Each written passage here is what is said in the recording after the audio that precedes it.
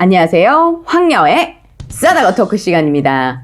네, 오늘의 황녀 사연은요. 저번 시간에 이어 남편과의 이혼을 심각하게 생각하고 있는 어느 한 아내분의 사연 2부 소개해드리겠습니다. 사연 읽기 전에 구독과 좋아요, 많은 공유 부탁드릴게요. 수술이 끝나고 눈을 떠보니 남편은 없었고 저희 엄마만 있더군요. 신랑을 찾는 제 모습을 보고 엄마가 용이 사돈한테 가보라고 했다. 그리고 가기 전에 아기 얼굴 보고 갔어. 하셔서 신랑이 오기만을 기다렸는데 다음 날도 그 다음 날도 신랑은 병원에 따로 마련된 보호자 휴게실에서 자고 쉬는 게 편하다고 보호자 휴게실로 가버리고 낮에는 시어머니한테 가 있다가 시아버지랑 나가서 밥 먹고 커피 한잔하고 또 동생이랑 커피 한잔하고 아기 보러 오는 손님과 또 한잔하고 그러면서 저랑은 거의 같이 있어주지 않더라고요.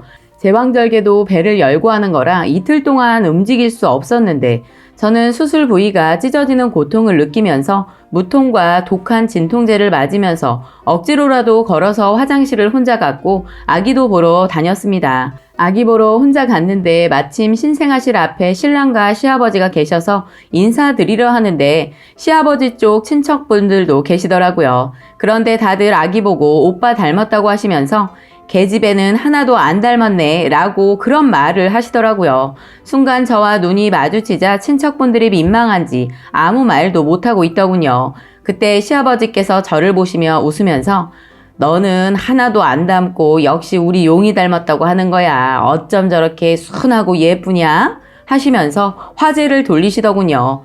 아가도 보고 있는데 화낼 수도 없어서 그대로 저는 바로 휠체어 돌려서 병실로 올라와 버렸습니다. 그렇게 신랑과 병실에 와서 심하게 말다툼을 했고 얼마 뒤 퇴원을 했습니다. 퇴원하기 전 친정 식구들과 저희 친척분들한테 아기 옷이며 딸랑이 신발 그리고 현금 등등 받고 퇴원하였는데 시댁이나 시댁 쪽 친척분들은 코빼기도 안 보이더라고요.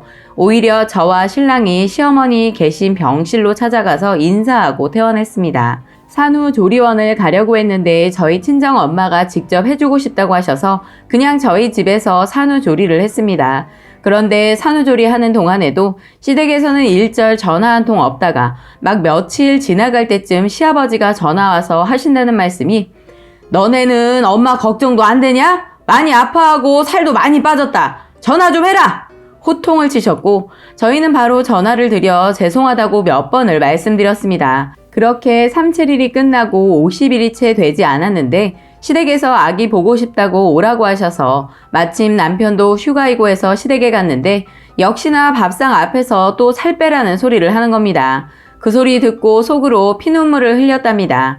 시댁에 있는 동안 저는 낮 동안에는 아기한테 손도 못 댔는데 시누이가 너무 이상한 거예요. 환경이 바뀌어도 낮엔 잘 자고 놀았는데 밤에 조금 보채더군요.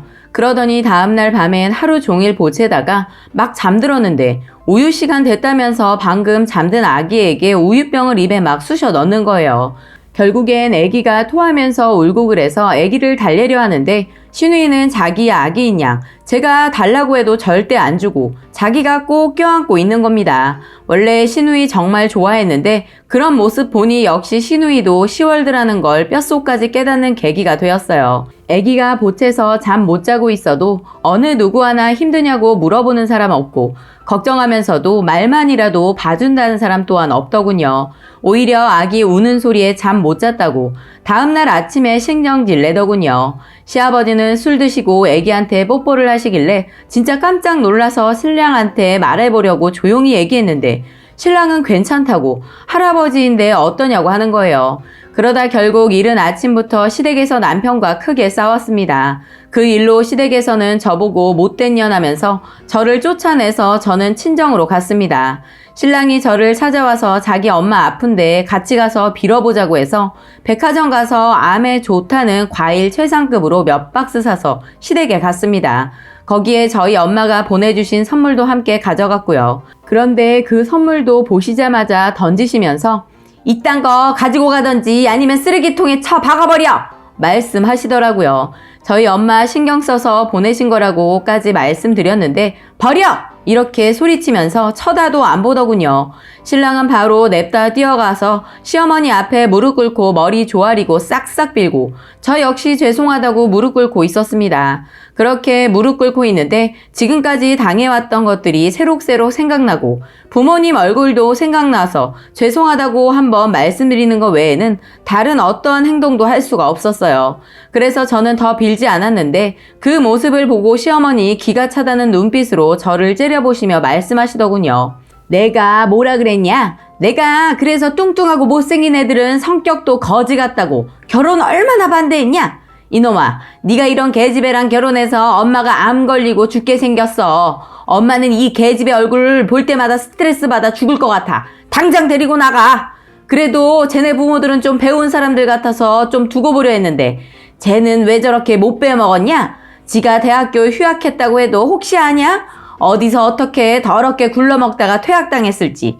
난 쟤 정말 더럽다. 그렇게 막말을 하시더군요. 그 옆에서 시어머니 말을 듣고 계시다가 시아버지가 창문을 여시면서 한마디 하시더군요. 어디서 쓰레기 냄새가 나? 그런 소리를 듣고 있자니 너무 열이 받아서 눈물도 안 나더군요. 신랑은 그 소리를 듣는 와중에도 죄송하다고 연신 싹싹 빌기만 하더군요.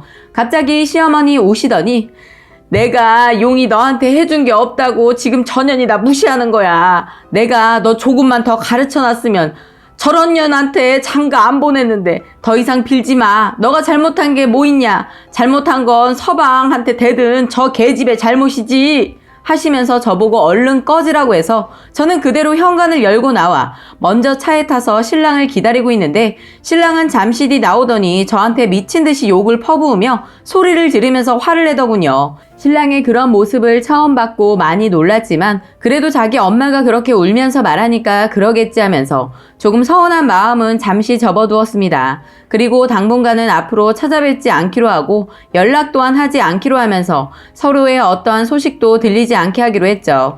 그런데 며칠이 지나지 않아 갑자기 보험회사에서 전화가 왔더군요. 제 사망보험 보장이 더 좋은 것으로 바뀌었고 저희 60일도 채 되지 않은 아기를 암보험을 들으셨는데 본인이 든 거 맞으시냐고 확인차 전화했다고 하길래 일단은 맞다고 했습니다. 그리고 확인해 본 결과 그쪽에 관련된 일을 하는 친척 언니를 통해 그 모든 보험의 수혜자가 시어머니로 되어 있는 것까지 확인할 수 있었습니다. 제 사망보험이야 어떻게 되던 상관없습니다. 어차피 보장이 더 좋든 말든 전 시어머니보다 더 오래 살 거 뻔하니까요.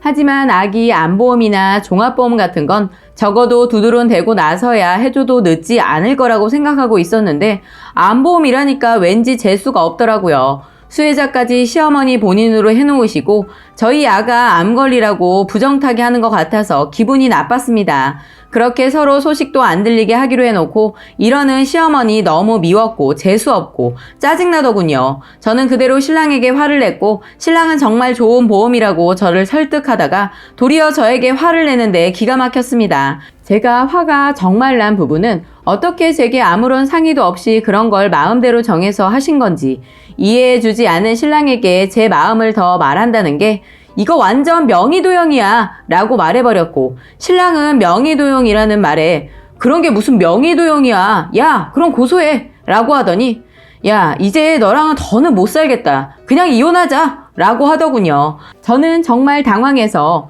누가 오빠 가족이야? 나랑 우리 애기 아니야? 아니면 시댁 식구들이야? 라고 했더니 내가 하도 시댁 식구들을 괴롭히려고 하니까 자기가 시댁 식구들 편을 들어줘야겠다고 하는 거예요. 정 괴롭힌 거 하나도 없고 정말 전화도 한 번 안 했는데 말입니다.